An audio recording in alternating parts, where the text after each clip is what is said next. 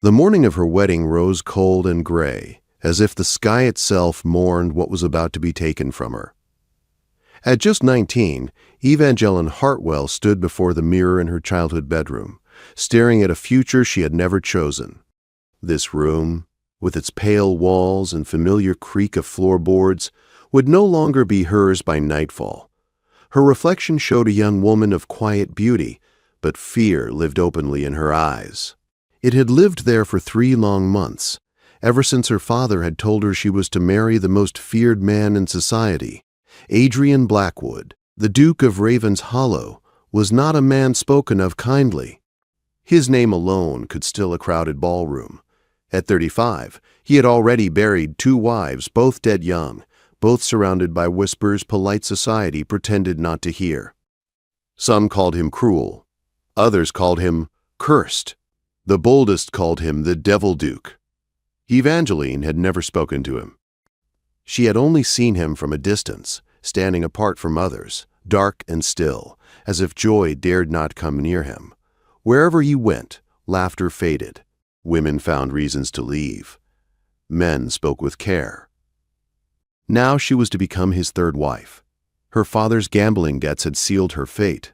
What had once been quiet worry had turned into desperate necessity, and she had been offered as payment.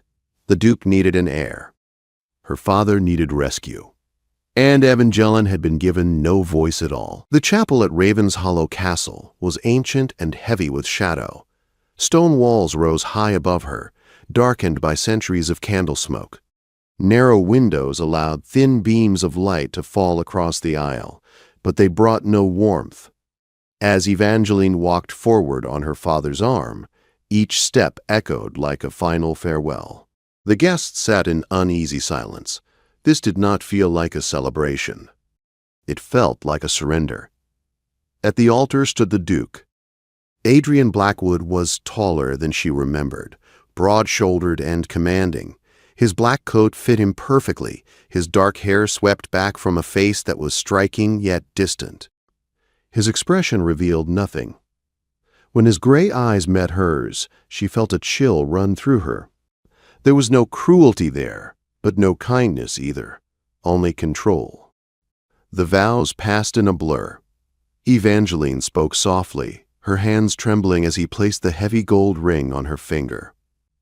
When he kissed her, it was brief and cold, a duty fulfilled without feeling.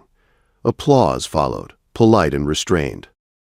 She was now a duchess, but the title felt more like a chain than a crown. The wedding breakfast was held in the great hall, beneath the painted eyes of long-dead dukes. The tables were filled with rich food, untouched by most. Conversations stayed low. Evangeline sat beside her husband, aware of the space he kept between them. He spoke little, responding to guests with calm politeness. When he spoke to her, his tone was formal, distant. She tried not to stare at him, yet found herself studying his profile. His face was strong, his posture precise, but there was tension in him, as if he carried more than pride. She wondered what kind of man lived behind that careful silence.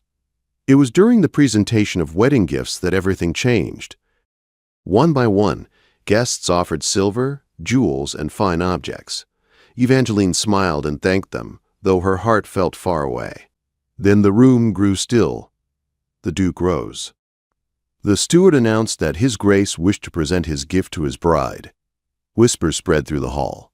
Expectations were modest, a family jewel perhaps. Something correct. Adrian stepped toward a small table and opened a leather folder. Inside were official documents. He turned to her and spoke her name for the first time. Evangeline, I hope you will find this gift acceptable. Her hand shook as she took the papers. At first, the words made little sense. Then understanding struck like thunder. They were property deeds. Not just any properties, but the very estates her family had lost. Lands where she had grown up. Gardens where she had played as a child. Homes taken by debt and shame. They are yours, Adrian said quietly. I purchased them and transferred them to your name alone. You may keep them, sell them, or give them away. The choice is yours. Gasps filled the hall.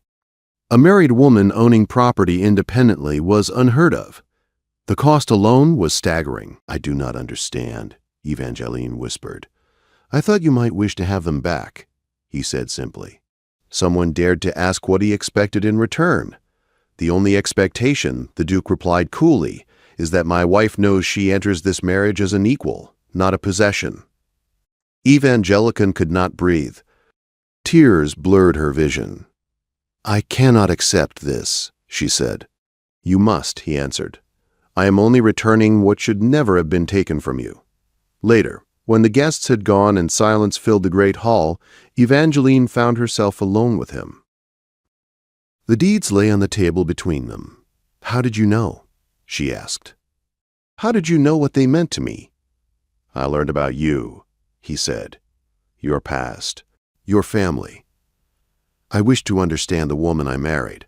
She studied him then, truly looked at him, and saw not a monster, but a man shaped by loss.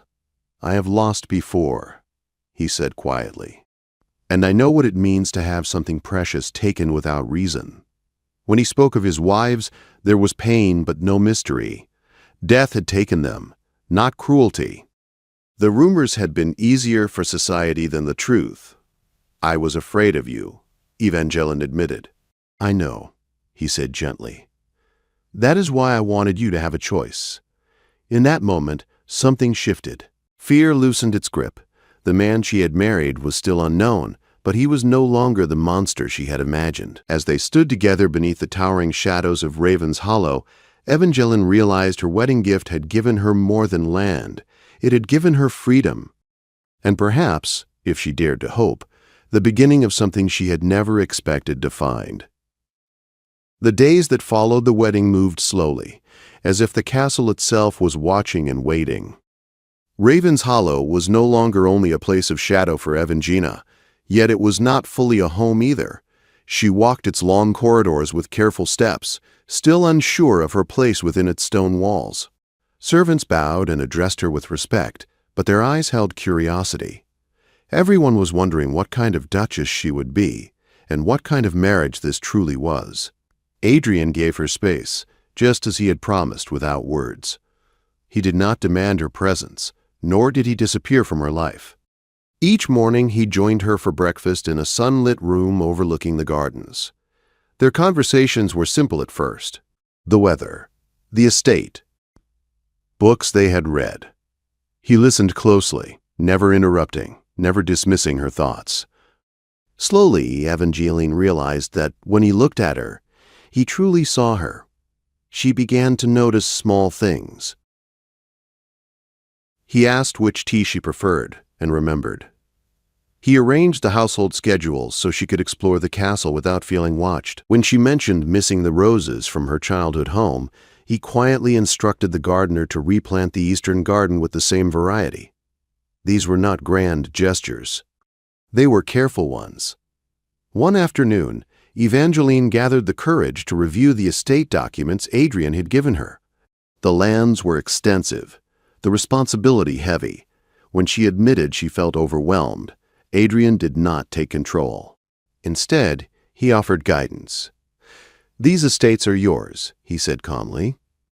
"But you do not have to manage them alone unless you wish to." She asked questions. He answered honestly. Their discussions grew longer, deeper. She learned that he valued fairness above appearance, justice above comfort. The man feared by society spoke often of responsibility and restraint, of power used carefully. Evenings became her favorite time. They sat together in the library, the fire casting warm light over shelves of books. Sometimes they read in silence. Sometimes they talked for hours. Evangeline learned that Adrian had once dreamed of traveling, of seeing the world beyond duty, before loss had taught him caution. "You seem lonely," she said one night before she could stop herself. He did not deny it. "I became what people expected me to be," he said. "Fear is easier to manage than grief." Her heart ached for him then. As warmth grew between them, so did the eyes watching from afar. Whispers returned to drawing rooms. Letters arrived less often. Invitations slowed. The Tun had not forgotten the wedding gift, and now they wondered what kind of power a duchess with independent wealth might hold. The first shadow fell with the arrival of Lord Piton. He came unannounced on a gray morning, his smile smooth and practiced. Evangeline felt uneasy the moment she saw him. He spoke politely, but his eyes were sharp, always measuring. "It is a pleasure to see you again, Your Grace," he said, bowing to her. "And you, Duke. I trust married life agrees with you." Adrian's reply was calm but guarded. "What brings you to Raven's Hollow?" Piton did not answer directly. Instead, he spoke of business, of opportunities, of influence. Then his tone changed. "I have come across some information," he said lightly, "regarding the sale of the Hartwell estates." Evangeline stiffened. "There were irregularities," Piton continued. "Forgery, inflated debts, powerful men involved." Adrian stepped closer to his wife, his presence protective. "Speak plainly," he said. Piton smiled. "I merely wish to help my friends avoid embarrassment." Scandal can be so destructive. The message was clear. Later, after Piton left, the truth settled heavily between husband and wife. The debts that had forced Evangeline into marriage may have been false. The injustice cut deep. "It was never your fault," Adrian said firmly when Evangeline blamed herself, but the danger was real. Piton returned days later with demands. Support certain businesses, use influence, remain silent. Adrian refused. When threats followed, Evangeline saw a side of her husband that filled her with pride. He would not bend, even when it risked his reputation, his career, his peace. "We will face this together," he told her, "whatever comes." Their unity strengthened them. They gathered evidence. They prepared for battle. But society had already begun to turn its back. Friends grew distant. Doors closed. Evangeline felt the sting of cold glances and whispered judgment. Yet every time doubt crept in, Adrian reminded her why they stood firm. "I would rather lose favor than lose myself," he said. As winter approached, tension thickened the air at Raven's Hollow. Danger loomed, but so did resolve. Evangeline was no longer the frightened girl who had walked down the aisle in silence. She had found her voice. She had found her partner. And together, they were about to challenge men who believed themselves untouchable. What followed would test not only their courage, but the very foundation of their love. And the Tone was watching closely. Winter tightened its grip around Raven's Hollow, as if the land itself sensed the coming storm. Snow dusted the stone towers, and the skies hung low and heavy. Inside the castle, warmth came not only from the fires burning in every hearth, but from the quiet strength Adrian and Evangeline drew from one another. They had chosen a difficult path, and neither pretended otherwise. Lord Piton did not wait long. Within a week, rumors began to move through London like smoke. Whispered conversations followed Evangeline wherever she went. Some spoke of forged debts. Others hinted that the Duke's great wedding gift had been meant to hide darker truths. Invitations stopped entirely. Old friends crossed the street rather than greet them. The Tun, once shocked, now sharpened its curiosity into judgment. Evangeline felt the sting deeply, but she did not bend. One evening, as snow fell thick beyond the windows, Adrian laid their gathered documents across the library table. Letters. Signed statements, records of debt and sale. Proof of threats. "We have enough," he said quietly. "Enough to expose them." "And if it destroys us?" Evangeline asked. Adrian took her hands. "Then we will still have our honor, and each other." They went to the magistrate 3 days later. Sir William Hartley listened in silence as Adrian presented the evidence. His face grew grave as the truth unfolded. "This is no small matter," he said at last. "You are accusing powerful men." "I know," Adrian replied. "But they have stolen lives, land, and dignity. I will not look away." The investigation began at once. It moved quietly at first, then with gathering force. Records were seized. Accounts questioned. A frightened clerk stepped forward, then another. The pattern revealed itself clearly. Families ruined. Estates stolen. Fear used as leverage. Lord Piton realized too late that his game had failed. His final visit to Raven's Hollow was filled with fury rather than charm. He threatened disgrace. He promised ruin. Adrian did not raise his voice. "You will answer for your crimes," he said. "Not to me, but to the law." The arrests came at dawn.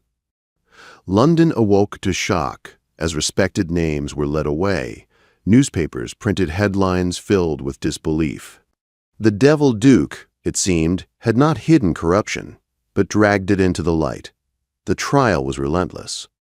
Evangeline sat through every day, her spine straight, her gaze steady.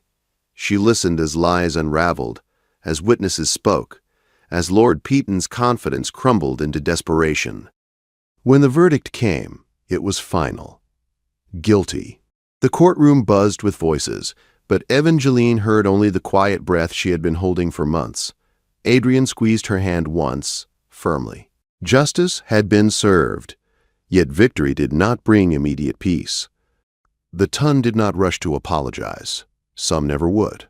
Power lost does not forgive easily. Adrian's political influence suffered. Invitations remained scarce. Their world had changed forever. But something else changed too. Letters arrived from families once ruined, now restored. Farmers thanked Evangeline for returning lands. Workers wrote to Adrian, grateful for his refusal to support cruelty. Reformers sought his counsel. Quiet men and women of conscience found courage in their stand. Raven's Hollow became a gathering place again, not for fear, but for purpose. One evening, nearly a year after their wedding, Evangeline stood once more in the eastern garden. The roses were in bloom. The same kind she had loved as a child. Adrian joined her, his coat dusted with petals. "Do you regret it?" she asked softly. He shook his head. "I regret nothing that brought us here." She smiled, resting her head against his shoulder. "I was so afraid of you," she said, "and now I cannot imagine my life without you." Adrian turned to her then, his expression gentle and unguarded. "And I thought I had buried my heart," he said. "You proved me wrong." Their anniversary passed quietly. No grand ball, no spectacle, only shared laughter, familiar rooms, and a future built not on fear or duty, but on choice. Evangeline was no longer the girl sold to settle a debt. She was a duchess by strength, a wife by love, and a woman who had reclaimed her past and shaped her future. The wedding gift that had shocked the Ton became a symbol whispered with new meaning. Not of wealth, but of respect. Not of control, but of freedom. And the Devil Duke. He was spoken of differently now, not as a monster, but as a man who had loved bravely, stood firmly, and proved that the truest power lies not in fear, but in justice and devotion. Together, Adrian and Evangeline faced the world, changed forever, unafraid at last,